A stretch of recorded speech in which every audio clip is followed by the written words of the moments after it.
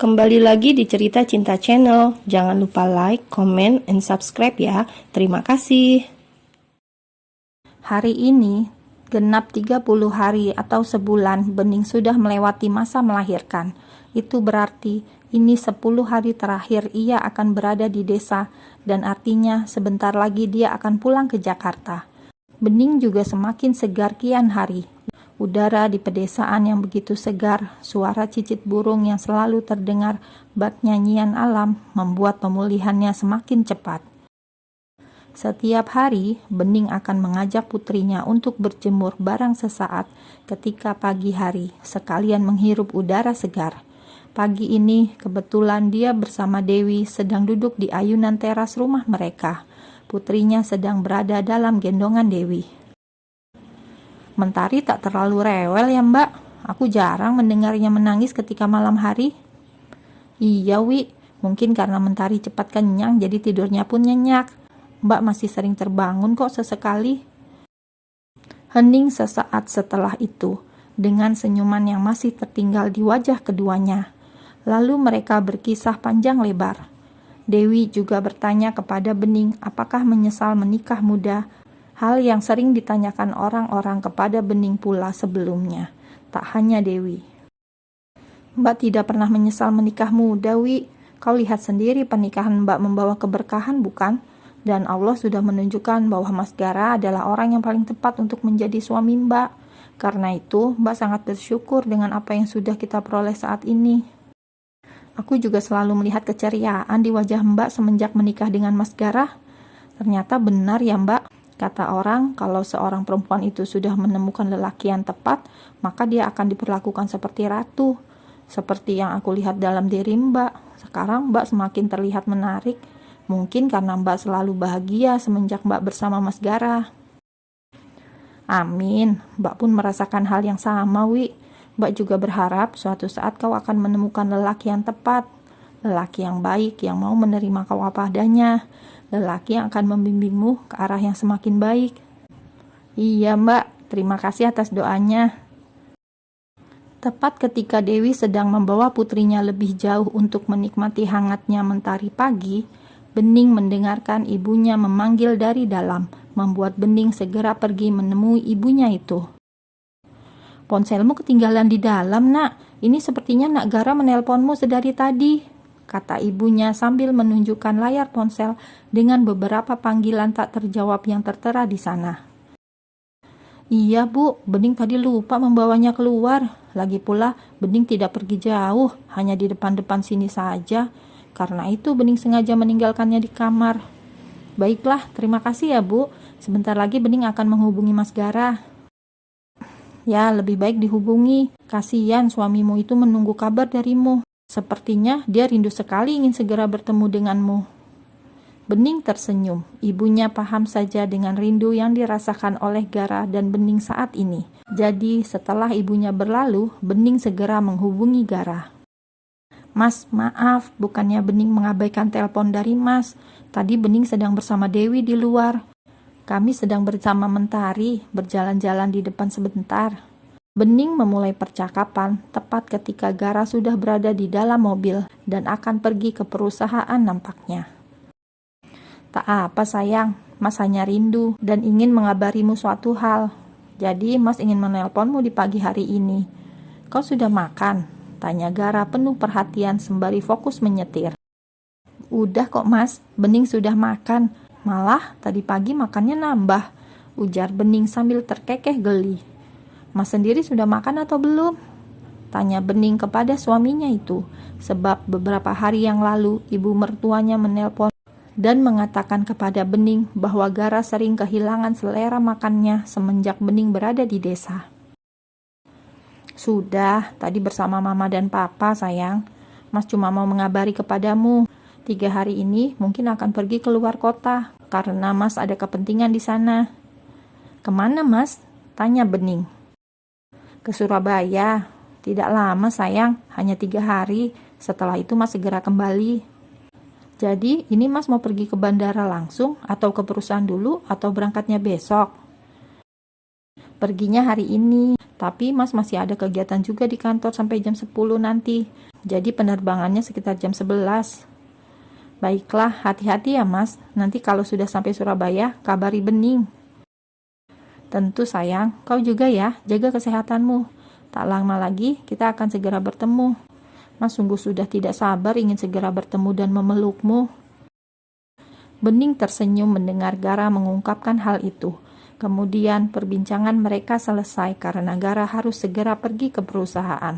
Ia akan pergi ke Surabaya tanpa ditemani oleh sekretarisnya karena Gara memang tidak mengizinkan sekretarisnya untuk ikut setiap kali ia ada perjalanan ke luar negeri atau ke luar kota.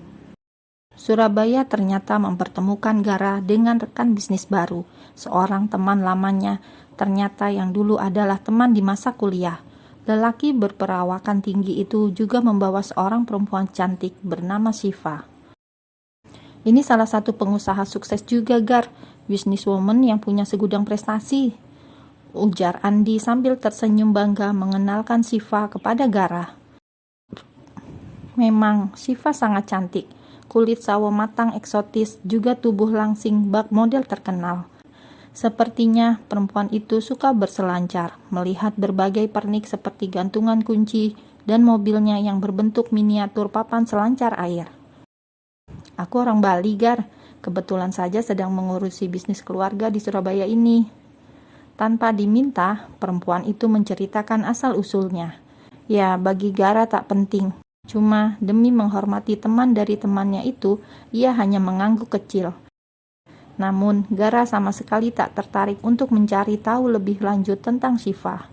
Dia memang sangat membatasi hal-hal di luar bisnis jika itu dengan perempuan lain. Baiklah, jadi sekarang bagaimana kalau kita mulai saja? Aku punya beberapa skema sementara, gambaran yang mungkin akan menguntungkan masing-masing dari perusahaan kita. Gara memulai membuka laptop, tanpa berniat untuk menambah basa-basi kepada Syifa yang hanya menarik satu alisnya. Dia merasa heran, Gara seperti tak tertarik sama sekali dengan dirinya.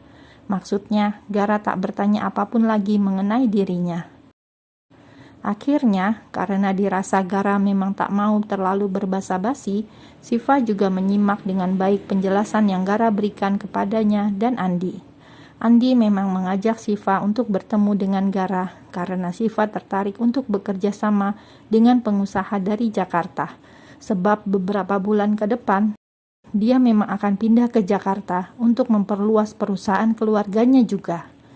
Tak ia sangka jika pengusaha yang diceritakan Andi kepadanya kemarin adalah lelaki tampan yang begitu berkarisma. Tak pelak, setiap kali Gara bertutur kata, ia jadi terpesona.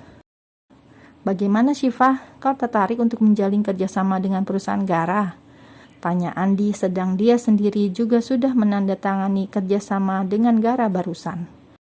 Melihat Syifa hanya diam dan terus memandangi Gara, Andi mengibas-ngibaskan tangannya di depan wajah perempuan itu, membuat Syifa jadi bersemu merah dan sedikit gelagapan.